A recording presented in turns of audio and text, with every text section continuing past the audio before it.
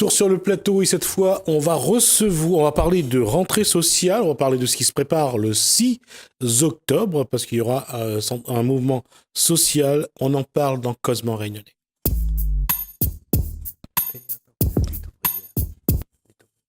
Jean-Yves Veillette, bonsoir. Bonsoir. J'allais dire qu'actuellement, le gouvernement donne du travail aux syndicats ? Bah écoute, elle donne surtout des coups aux travailleurs et aux classes populaires. Et il faudrait que justement qu'il y ait une réaction face à tous ces coups-là. Et on ressent dans les entreprises où les camarades sont fatigués, il y a de plus en plus de cas où les patrons se sentent un peu tout permis, les heures supplémentaires ne sont plus systématiquement payées, beaucoup de travailleurs sont en burn-out, etc. Et cette dégradation des conditions de travail et le fait que les salaires sont bloqués depuis plusieurs années, fait que tout ça entraîne aussi des conséquences sur la vie, sa vie de tous les jours, pour les enfants, etc. Et c'est vrai que là, il faudrait un coup d'arrêt, quoi. Et ce coup d'arrêt, il commencera en tout cas obligatoirement dans la rue. Et moi, je suis, je dirais, favorable à ce que le 9 octobre, le maximum de travail. C'est le 9, c'est le 9 octobre. Le 9 octobre. Et le 9 octobre, il y ait un maximum de travailleurs, que ce soit des travailleurs en emploi ou au chômage ou en retraite, qui descendent dans la rue parce on est attaqué de partout. Il y a une réalité,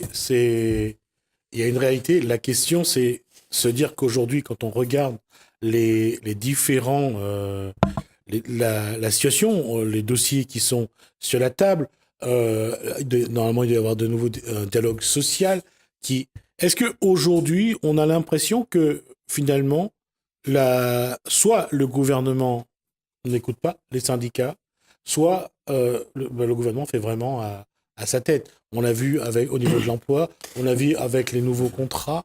Qu'est-ce que les syndicats peuvent encore faire aujourd'hui ? Je pense que les travailleurs doivent répondre à ces attaques. Et le gouvernement, en fait, il exécute les ordres du grand patronat. L'Europe ou le grand patronat ? Le grand patronat. Le MEDEF ? Le MEDEF. Vous savez, l'année dernière, les 100 plus grosses fortunes de France, c'est-à-dire quand même des milliardaires, ont augmenté leur fortune de 20%. Alors, lorsqu'il n'y a pas de croissance, ils ont pris où ces 20% ? Ils ont pris dans les caisses de l'État. Ils ont pris sur le dos des travailleurs. Donc le problème aujourd'hui, c'est que ce gouvernement exécute les ordres de ce grand patronat-là, et les travailleurs doivent répondre. Parce que c'est pas que Macron. Avant, il y avait Hollande, il y avait Sarkozy, c'était quasiment la même politique qui était menée. Il faut pas non plus nous raconter n'importe quoi. Je pense qu'aujourd'hui, cette attaque, elle s'amplifie. Elle correspond aussi au fait que il n'y a plus de croissance économique, les capitalistes ne croient plus dans leur système, ils ne voient plus où investir les centaines de milliards qu'ils ont accumulés et dans la production, dans ce qui est utile à la population. Et comme c'est pas forcément, les taux de profit ne sont pas forcément élevés là-dedans, ils font de la spéculation. Ils ne veulent plus investir. Puisqu'on parle de spéculation, ça fait 10 ans de cette année que Lehman Brothers aux États-Unis a fait faillite. Écoute, c'est un système de fou. Le système de subprime où on avait demandé aux plus précaires d'investir dans des maisons, tout à fait. Parce que c'est là que les banques voulaient gagner aussi de l'argent.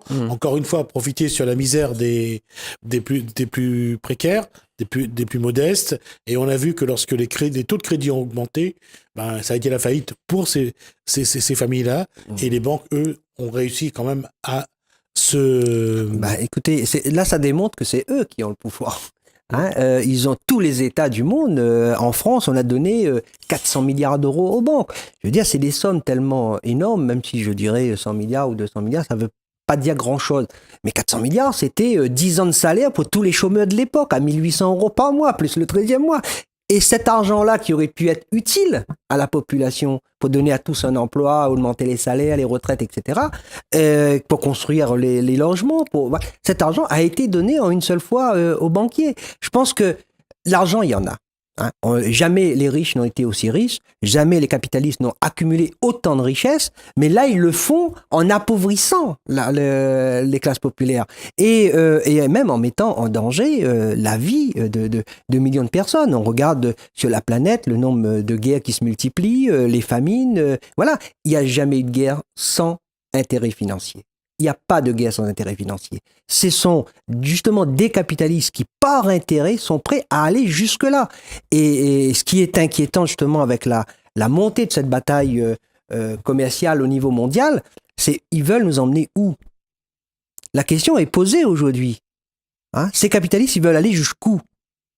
Hein? Pour le moment, ils cherchent à gratter encore du profit ou des futurs profits en faisant des guerres à l'extérieur, etc. Mais on n'en sait rien aujourd'hui, qu'est-ce qu'ils vont faire? Hein? La question, Jean-Yves Payette, aujourd'hui, au niveau des syndicats, est-ce que vous avez encore de l'espace? Est-ce que vous avez encore des marges de manœuvre? Et surtout, la question est se pose d'autant plus, c'est que est-ce que derrière les salariés, le peuple a encore envie de se battre? Le peuple est condamné à se battre. Je veux dire, bah oui, ça arrive qu'on décide de pas se battre, ça arrive dans l'histoire qu'on baisse les deux bras, qu'on n'a pas trop d'espoir, etc. Mais on est condamné à le faire. Il n'y a pas d'autre solution. Je veux dire, on ne va pas se laisser le grand patronat continuer à s'enrichir de cette manière, à faire que une grosse partie des jeunes, la majorité des jeunes vont passer toute leur vie au chômage. Je veux dire, tout ça, c'est scandaleux. Et ben, pour mettre un arrêt à ça, il faut lutter. Et il faut faire peur à ce grand capitaliste-là. Et si les travailleurs qui ont un emploi, si les travailleurs qui subissent le chômage, et si les retraités qu'on appauvrisse ne descendent pas dans la rue, bah oui, il n'y a pas d'autre solution que de subir. Mais moi, j'ai confiance dans le fait que un beau jour, les travailleurs vont se mettre dans la rue. Et il y a le 9 octobre, ce sera l'occasion pour tous ceux qui sont vraiment pas contents de descendre dans la rue et d'exprimer leur colère. Une journée ne sera pas suffisante, mais tout commence il faudra bien commencer par un début. La question, c'est est-ce que vous allez également dire à Emmanuel Macron ce que vous pensez de son revenu universel d'activité? Est-ce que vous allez expliquer quelle est votre position sur ce qu'il a proposé? Et justement, concernant le revenu universel d'activité, vous êtes pour ou vous êtes contre? Le problème, c'est que sachant qu'il y a deux derrière. Quand des capitalistes proposent des choses, moi je suis très prudent. Hein. Et d'ailleurs, on a raison d'être prudent. Parce que les rapports qui ont été remis au gouvernement disent quoi?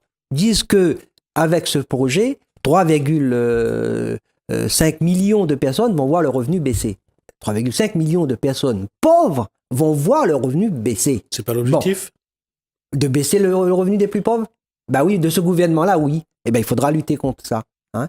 Je pense que chaque fois qu'ils sortent des mesures, bien sûr, quand on voit, par exemple, on dit qu'il n'y a pas d'argent pour créer des emplois, voilà, faire ce qui est utile à la population, dans la santé, on voit que ça dégrade, on voit que, bon.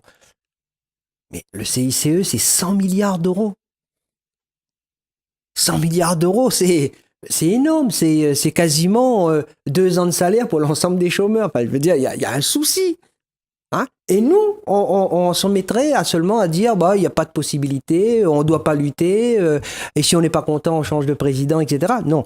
Je pense qu'il faut prendre le chemin de la lutte, qu'il faut que la solidarité se développe partout, qu'il faut se battre contre les licenciements dans les entreprises où les camarades sont mis de plus en plus sous pression pour produire toujours plus. Et le fait d'accepter ça, c'est de faire que ses copains soient licenciés à côté, après à quand son tour, etc.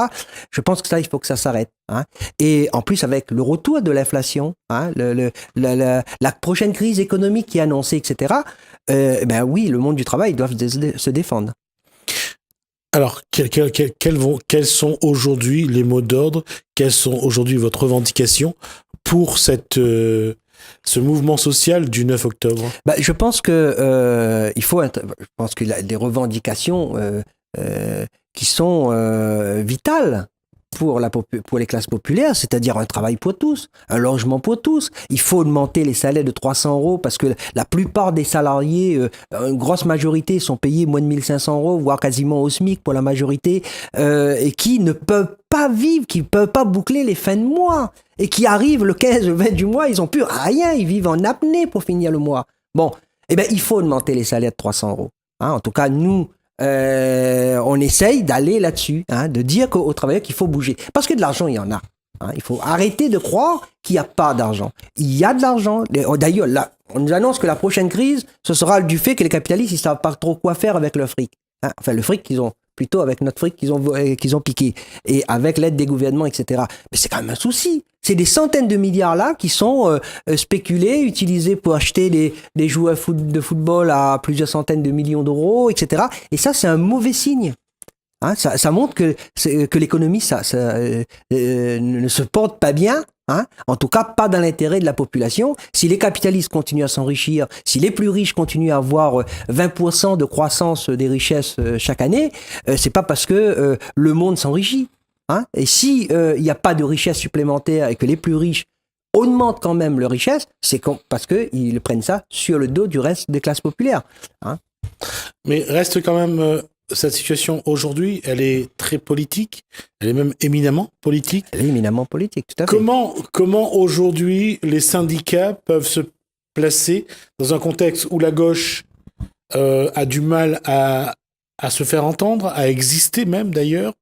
Comment faire aujourd'hui pour que, quand on voit la proposition du revenu universel d'activité, si au bout de 2 propositions de travail, la personne n'accepte pas, on lui coupe son revenu minimum d'activité, je veux dire que ça veut dire que c'est tout le mépris, sont forts, en fait. Ils sont quand même assez suffisamment forts pour ne pas avoir peur que les gens descendent dans la rue quand même. Bah, moi, je pense que ce que sont capables de faire les syndicats, j'en sais rien, mais ce que je souhaite de toute façon, c'est que les travailleurs, les chômeurs, etc., descendent dans la rue. Moi, je milite syndicalement, donc je suis content que mon syndicat appelle à manifester, mais c'est quand même les travailleurs qui subissent, c'est quand même les chômeurs, les retraités, et ceux-là, ils n'ont pas le choix. Hein, là, on leur donne l'occasion le 9 de s'exprimer, etc. Mais ce qu'il faut comprendre, c'est...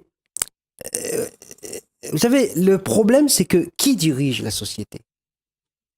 Et si on n'identifie pas réellement qui sont les responsables de cette situation, on ne peut pas comprendre contre qui lutter. Bien sûr, Macron symbolise toute sa politique jusqu'à maintenant, ça a été quand même de favoriser encore davantage l'enrichissement des plus riches.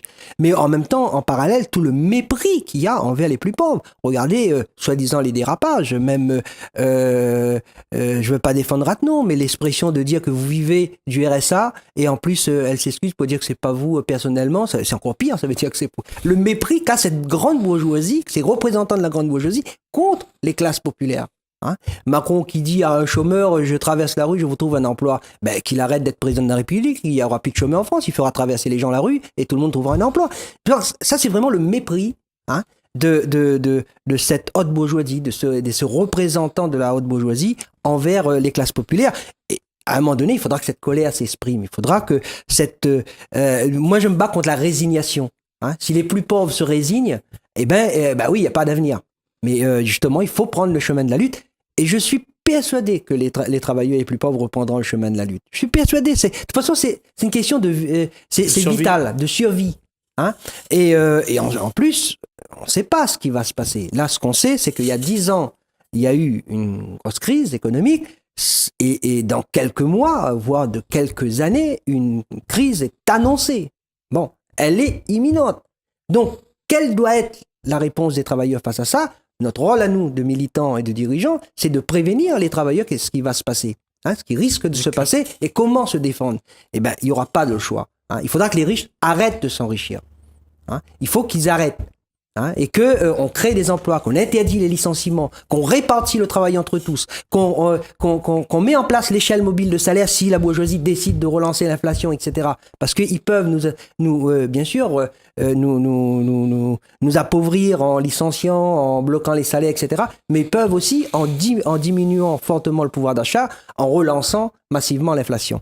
Donc, face à toutes ces attaques, les travailleurs doivent être en position, je dirais, d'être capables de contre-attaquer et de stopper.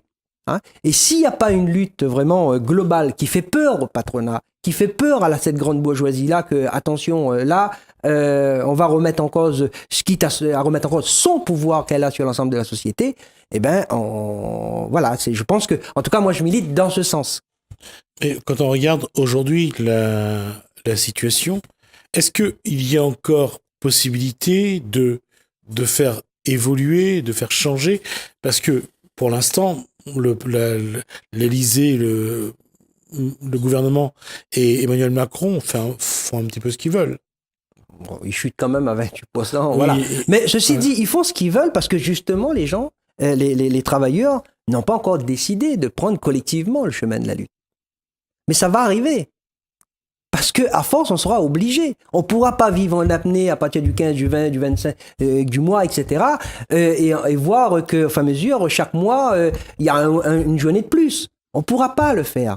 Hein? Et ça, cette colère-là, ce mépris qu'il y a envers les plus pauvres, ces attaques incessantes qu'il y a envers le droit des travailleurs, etc., ça va obligatoirement provoquer de la colère. Et je pense que, justement, ce qu'il faut, c'est la seule chose qui peut arrêter ces attaques, c'est justement que les travailleurs rentrent en lutte. Parce que chaque fois qu'il y a eu un progrès social, ça s'est fait par la lutte. Il n'y a jamais eu de grands acquis sociaux qui n'a pas été acquis par des luttes, des journées de grève, des sacrifices de la part des travailleurs et des classes populaires. Et ce qui permettra le progrès social, justement, ce qui permettra justement de sortir dans cette impasse-là et qui voire à foutre en l'air, je dirais, le pouvoir qu'a ces capitalistes sur l'ensemble de la société, c'est les travailleurs en lutte. D'accord. Il nous reste 4 minutes, Jean-Yves Payette. Quel va être vos mots d'ordre? Comment vous allez mobiliser pour le 9 pour cet événement? Je pense que là, ce qu'il y a, les syndicats vont sans doute se réunir et de leur côté, voir dans les entreprises, etc., faire passer sous forme de tract l'information aux travailleurs et tout. Et puis, je pense que les militants auront à cœur justement de tenir ce discours dans leur entreprise et de dire que pour nous, c'est une question de survie. Et ça, je ne sais pas ce qui va se passer le 9, mais je sais une chose, c'est que dire la vérité aux travailleurs, leur dire qu'on n'a pas le choix, que si on veut retourner vers, qu'on veut faire, d'aller vers une société où il y a le plein emploi, une société où on se débarrasse du chômage, où on se débarrasse de la pauvreté, on se débarrasse des famines, des guerres, etc., dans lequel ce système capitaliste nous met dedans, oui, ça c'est pour ça qu'il faut militer et que ça vaut le coup. La question, c'est que ce qui vaut pour le privé aujourd'hui vaut pour le public, parce que vu les suppressions d'emplois qui s'annoncent. Ça, c'est bien sûr que ça vaut. Déjà, les camarades du service public, je crois que depuis 2010 ou 2012, leurs salaires sont bloqués. Et on nous parle de plus de 100 000 suppressions d'emplois dans la fonction. Ça veut dire quoi, la suppression de 100 000 emplois Ça veut dire moins de services publics pour la population. D'accord ? À La Réunion, avec le taux de personnes qui ne savent pas lire, etc., le risque que ça fait encourir. Et ça fait surtout plus de 100 000 jeunes qui sont aujourd'hui à l'université, qui ont fait des études et qui n'auront pas ces emplois-là. Et cette économie, et là ce qui est plus scandaleux, c'est que dans cette situation-là, l'argent qui sera économisé ira directement dans les caisses du grand patronat sous forme de subventions, de CICE, de défiscalisation, etc. Oui, ça c'est scandaleux et il faut dénoncer cette politique. Mais est-ce qu'il y a vraiment encore... La question, elle est récurrente, mais j'ai pas l'impression qu'aujourd'hui, il y a une mobilisation. J'ai pas l'impression qu'aujourd'hui, que les syndicats sont ensemble pour défendre, pour aller au bout de ce combat. Ça reflète sans doute le moral des travailleurs, ça reflète une réalité qu'il faut pas nier. Mais la situation fera, nous, ce qu'on mise, c'est que sur le fait que ce moral qui est un peu bas aujourd'hui, on a l'impression que le pouvoir du patronat, il est devenu illimité et infini, et en tout cas jusqu'à la fin de l'éternité. Je pense que justement les travailleurs doivent reprendre le chemin de la lutte, regarder ce qu'ils ont pu faire justement dans le passé pour faire progresser leurs intérêts de travailleurs et reprendre ce chemin de la lutte pour pouvoir faire changer les choses. Merci pour C'est moi qui vous remercie. cet entretien.